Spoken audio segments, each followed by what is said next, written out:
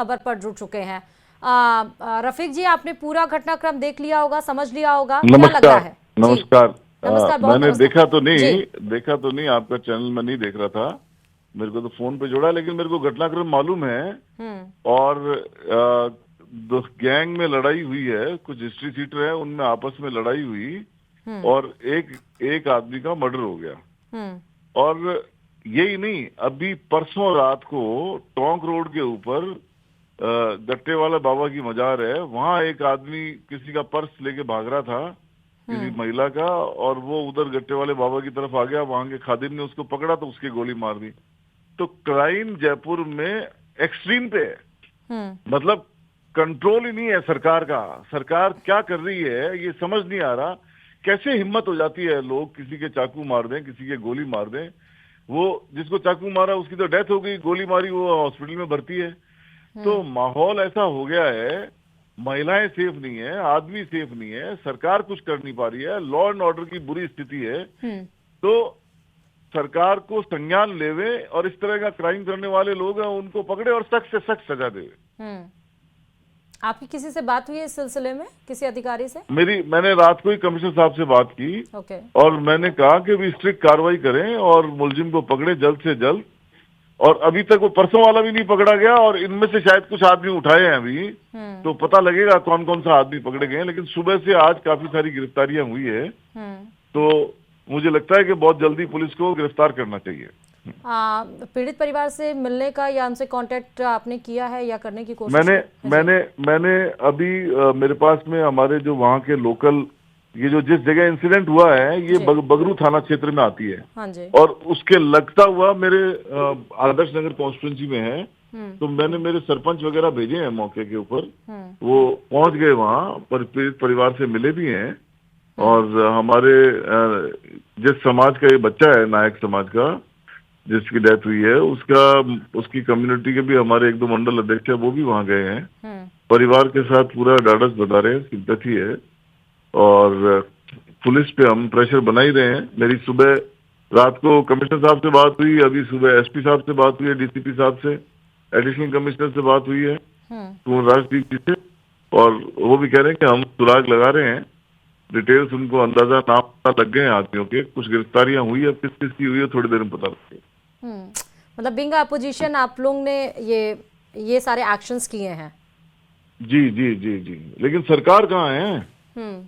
सरकार कहाँ है ये समझ नहीं आ रहा है। और क्राइम क्यों नहीं थम रहा है? क्यों भय खौफ नहीं है लोगों के अंदर? क्यों क्राइम पे कंट्रोल नहीं हो रहा है? मतलब 3 दिन में तीसरी चौथी वारदात है। तो सरकार को संज्ञान लेना चाहिए। जिसको गोली मारी वो भी मर सकता था आदमी। तो इस तरह की हरकत नहीं होवे और सरकार संज्ञान लेवे इसमें। ठीक है रफीक जी, बहुत शुक्रिया तमाम जानकारी देने के लिए, हमारे साथ जुड़ने के लिए। तो रफीक खान जो कि कांग्रेस के विधायक थे, हमारे साथ जुड़े थे। उन्होंने बताया कि उन्होंने कमिश्नर से बात भी की है और घटना क्या घटित हुई है वो भी जानकारी ली है, और सवाल भी उठाए मौजूदा सरकार के ऊपर कि क्या कर रहे हैं, क्यों नहीं खौफ है, पुलिस क्या कर रही है। और विष्णु हमारे संवाददाता लगातार उस जगह से जुड़े हुए हैं, ग्राउंड जीरो से। विष्णु, अभी बताइएगा। अच्छा ये बताइए विष्णु कि प्रदर्शन तो करने नहीं दिया जा रहा, हाईवे जाम करने की कोशिश तो करने नहीं दी गई और पुलिस वहां पर लगी हुई है, परिजनों का ये कहना है कि तुरंत कार्रवाई हो। लेकिन मुझे ये बताइए कि जिसकी क्राइम हिस्ट्री पीछे हो, पहले भी कई वारदातों को अंजाम दे चुका है, वो खुलेआम क्यों घूम रहा है और उसकी हिम्मत कैसे पड़ गई कि आए वो शाम के टाइम में और किसी को चाकुओं से गोद कर और सोशल मीडिया पर अपलोड कर दे? तो वाकई ये बहुत बड़ा सवाल है और गंभीर मुद्दा है ये।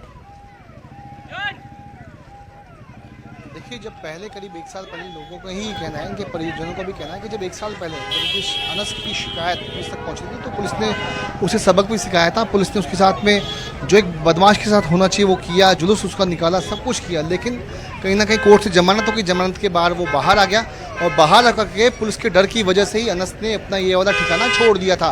यानी यहाँ से, यानी जो पालड़ी मीना कच्ची बस्ती का जो मकान था उसे छोड़ करके वो भट्टा बस्ती में रह रहा था, वहीं रहने लगा था। पुलिस की वजह से ही क्योंकि यहाँ पर से डर था कि एक बार फिर से गिरफ्तारी हो सकती है।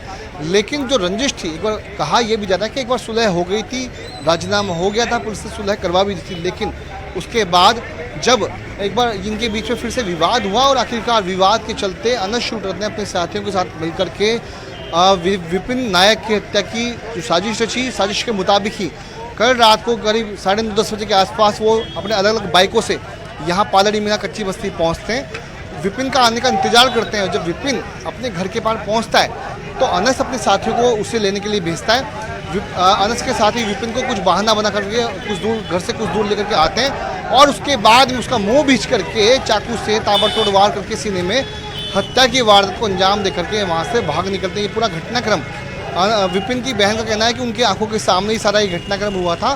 तो ऐसे में जो अनस था वो पूरी तरीके से तैयार था, पूरी प्लानिंग के साथ यहाँ पर आया था और जिस तरह से सोशल मीडिया पे पोस्ट की जाती है बदला लेने की बात की, बदला पूरा हुआ, उसके पहले भी छुरा लहराते हुए उसके एक फ़ोटो सोशल मीडिया पर आता है। ये भी कहा जाता है कि हथियारों के साथ पहले भी सोशल मीडिया पे वो मतलब वीडियो अपलोड करता रहता था। तो ऐसे में पुलिस को चाहिए था कि उसका ऊपर निगरानी करे, ऐसे संगीन बदमाशों पर लगातार उनको सलाखों के पीछे भेजे, लेकिन ऐसा कहीं ना कहीं नहीं हुआ और आखिरकार ये जो पूरा घटनाक्रम था एक युवक की मौत से जुड़ गया, एक हत्या किसी युवक की इसमें हो गई और आज कहीं ना कहीं लॉ एंड ऑर्डर बिगड़ था। तो यहाँ पर आप देख सकते हैं कि अब चूंकि रास्ता एक बार वापस से खुल गया, मैं दिखा रहा हूँ, हालांकि जाम लग रहा है।